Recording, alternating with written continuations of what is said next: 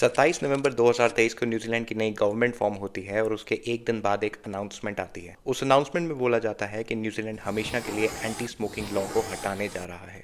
जिस anti smoking law की हम बात कर रहे हैं वो इंट्रोड्यूस किया गया था 2022 में, करीब एक साल पहले।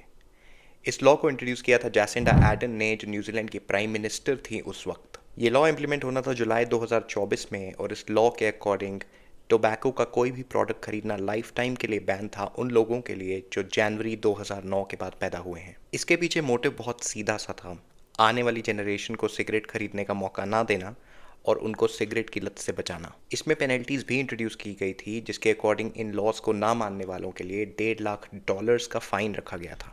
दो और लेजिस्लेशंस थी इस लॉ में, उनमें से एक थी कि निकोटीन्स के लेवल भी कम किए जाएंगे ताकि सिगरेट्स को नॉन एडिक्टिव बना सकें। ये बहुत अच्छा आइडिया था एडिक्शन को कम करने का। शायद आपको मालूम होगा कि एक सिगरेट में करीब 7,000 केमिकल्स होते हैं जो रिलीज होते हैं सिगरेट के जलने पर। निकोटीन उनमें से एक होता है। निकोटीन ब्रेन में प्लीजिंग सिग्नल्स पहुंचाता है और आपको रिलैक्सिंग इफेक्ट्स देता है, जिससे एक स्मोकर को अच्छा लगता है सिगरेट पीकर। जितना निकोटीन कंज्यूम होता है उतना ही अच्छा लगता है, लेकिन ये इफेक्ट बहुत ही टेम्परेरी होता है, शायद 5 से 10 मिनट ही लास्ट करता है। जिन 7,000 केमिकल्स की हम बात कर रहे थे उसमें से करीब 69 केमिकल्स ऐसे होते हैं जो कैंसर का कारण बन सकते हैं। ये केमिकल्स और भी प्रोडक्ट्स में होते हैं, लेकिन आप उनको कंज्यूम नहीं करते। जैसे कि रैट पॉइजन में आर्सेनिक, नेल पॉलिश रिमूवर में एसीटोन, हेयर डाई में एसिटिक एसिड, लाइटर में बुटेन, और टार होता है जो रोड्स बनाने के काम आता है। और इस लॉ का आखिरी लेजिस्लेशन था कि सिगरेट्स बेचने वाले स्टोर्स को ही कम कर देना। न्यूजीलैंड में इस वक्त 6,000 स्टोर्स हैं जो सिगरेट्स सेल करते हैं। इनकी संख्या घटाकर 600 हो सकती थी, जिसका मतलब है 90% रिडक्शन। लेकिन क्रिस लक्सन, जो न्यूजीलैंड के नए प्राइम मिनिस्टर बनते हैं, वो इस लॉ को हमेशा के लिए स्क्रैप कर देते हैं। इनकी कंजर्वेटिव नेशनल पार्टी सरकार बनाती है दो और पार्टियों के साथ, न्यूजीलैंड फर्स्ट पार्टी और लिबर्टियन एक्ट न्यूजीलैंड पार्टी। वो इसका रीज़न देते हैं कि अगर सिगरेट पर बैन लगता है तो इससे गवर्नमेंट का टैक्स रेवेन्यू कम हो जाएगा और सिगरेट की ब्लैक मार्केट को बढ़ावा मिलेगा। इसके साथ वो ये भी आर्ग्यूमेंट देते हैं कि कंट्री में स्मोकिंग रेट्स तो ऑलरेडी कम हो ही रहे हैं। वो चाहते हैं कि आगे जाकर और भी कम हो, जिसके लिए ये एजुकेशन प्रोग्राम्स को कंटिन्यू रखेंगे, लेकिन बैन नहीं लगाएंगे। इनफैक्ट वो बोलते हैं कि लोगों को सिगरेट छोड़ने के लिए वेप पीना शुरू कर देना चाहिए। वेप इतना डेंजरस नहीं होता जितनी सिगरेट होती है, और इससे सिगरेट को छोड़ने में आसानी होती है। ये एक बहुत ही इंटरेस्टिंग टॉपिक है जिसके बारे में हम आगे जाके बात करेंगे। न्यूजीलैंड के फाइनेंस मिनिस्टर का रिसेंटली एक स्टेटमेंट भी आता है कि सिगरेट से आने वाला रेवेन्यू टैक्स कट्स के लिए यूज़ किया जाएगा, जिसका मतलब ये हुआ कि स्मोकिंग करने वाले लोग इन टैक्स कट्स को फाइनेंस करेंगे। लेकिन ब्रिटिश गवर्नमेंट को वहीं ये आइडिया बहुत अच्छा लगता है, और उनका कहना है कि चाहे न्यूजीलैंड ने यू टर्न ले लिया हो, लेकिन वो अपनी कंट्री में आगे जाके ऐसा बैन ज़रूर लगाएंगे, और ऐसा जेनरेशन बैन लगाने वाले वो शायद पहले देश बन जाएंगे। इससे कनाडा को भी इंस्पिरेशन मिलती है और कनाडा एक नया आइडिया लेके आता है।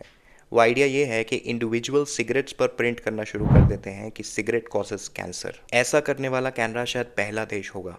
काफ़ी एग्रेसिव पुश है ये सिगरेट को छुड़वाने की। सिगरेट को बहुत बारी ग्लैमरस दिखाया जाता है, और आप कौन सा ब्रांड पी रहे हैं इससे एक इम्प्रेशन पड़ता है लोगों पर। तो ऑस्ट्रेलिया का हाई कोर्ट ये डिसाइड करता है कि ब्रांड की पैकेजिंग को हटा देंगे और पूरे पैकेट पे बस वार्निंग्स लगा देंगे और उसको ऑलिव ग्रीन कलर का बना देंगे। गवर्नमेंट का यह कहना है कि इससे सिगरेट अनग्लैमरस हो जाएगी और ये काफ़ी इफेक्टिव हो सकता है। इससे ब्रांड्स को बहुत दिक्कत होगी, क्योंकि पैकेजिंग में ब्रांड वैल्यू होती है। आप कलर देखकर पहचान सकते हैं कि कौन से ब्रांड का प्रोडक्ट है ये। देखा जाए तो ऐसे बैन को रिवोक करना कोई आसान बात नहीं होती। गवर्नमेंट को अच्छी तरह मालूम था कि उनको बहुत क्रिटिसिज्म फेस करना पड़ेगा, और ऐसा हुआ भी, क्योंकि एंटी स्मोकिंग ग्रुप्स और पब्लिक हेल्थ ऑफिशियल्स ने काफ़ी क्रिटिसाइज किया इस मूव को। एस्टिमेट्स के अकॉर्डिंग ये बैन न्यूजीलैंड में 80,000 लाइव्स को सेव कर सकता था। और देखा जाए तो बैन हटाने का ये आर्ग्यूमेंट बहुत स्ट्रॉन्ग भी नहीं था, क्योंकि अगर 2023 की बात करें तो गवर्नमेंट का टोटल टैक्स रेवेन्यू 78 बिलियन था, और सिगरेट से आने वाला रेवेन्यू सिर्फ 1 बिलियन। और इसे परसेंटेज में कैलकुलेट करें तो ये सिर्फ 1% के अराउंड होता है।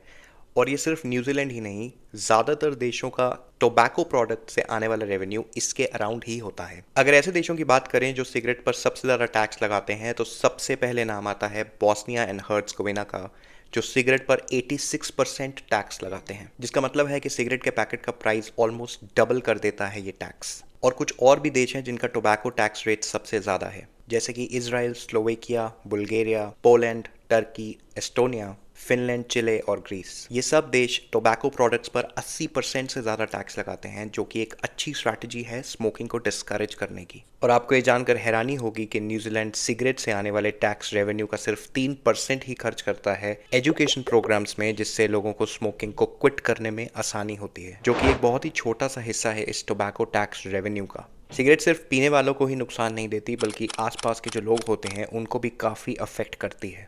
WHO के अकॉर्डिंग 80 लाख लोग सिगरेट से मरते हैं और 6 लाख लोग सेकेंड हैंड स्मोक से मरते हैं, मतलब कि जो सिगरेट से धुआं निकलता है उसको इनहेल करके।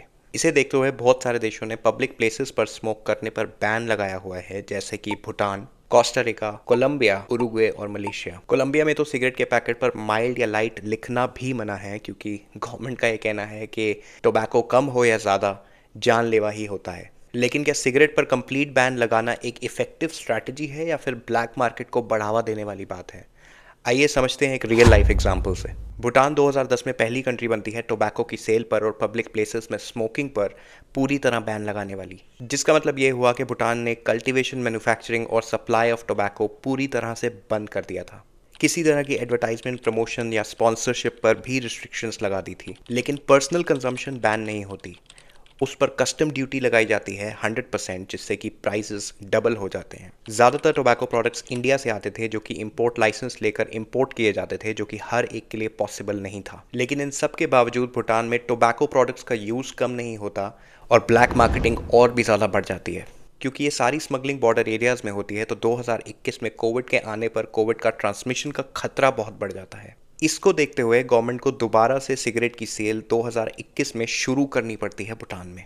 Now, Bhutan has temporarily lifted a ban on the sale of tobacco over the coronavirus pandemic. Authorities have said that it is better to allow controlled legal sales than risk importing the virus from neighboring India along with smuggled cigarettes. आज भूटान में cigarette की production या manufacturing तो बंद है, लेकिन cigarette को cell करना लीगली अलाउड है। पॉइंट ये है कि सिगरेट पर बैन लगाने से भूटान में कंजम्पशन कम नहीं होती और आखिर में गवर्नमेंट को ये बैन हटाना पड़ता है। देखा जाए तो कोविड के केसेस अब बहुत कम हो गए हैं, लेकिन गवर्नमेंट ने दोबारा से बैन नहीं लगाया, क्योंकि गवर्नमेंट कहीं ना कहीं जानती है कि बैन लगाने से टोबैको प्रोडक्ट्स का कंजम्पशन कम नहीं होता।